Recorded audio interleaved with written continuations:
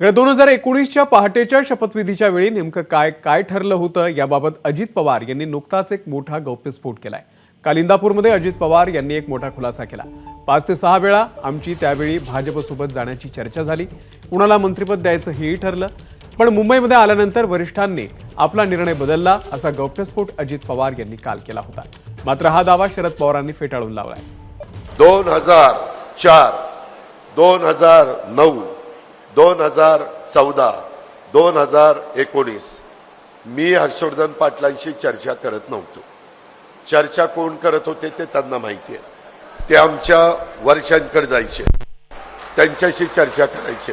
आज देशातला नंबर 1 चा उद्योगपती त्यांच्या घरी, उद्योगपती मी, अमित शाह, स्वतः पवार साहेब, त्याच्यामध्ये प्रफुल्ल पटेल आणि देवेंद्र फडणवीस, आम्ही 6 जण बसायचो, 7 जण बसायचो।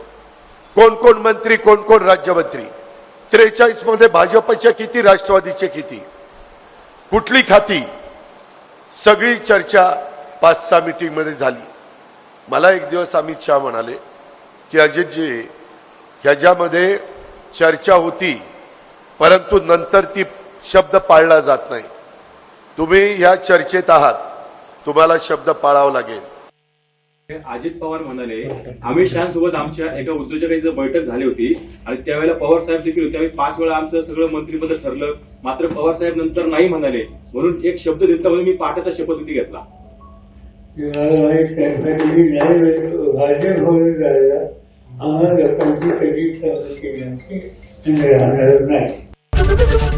एबीपी माझा, उघडा डोळे बघा नीट।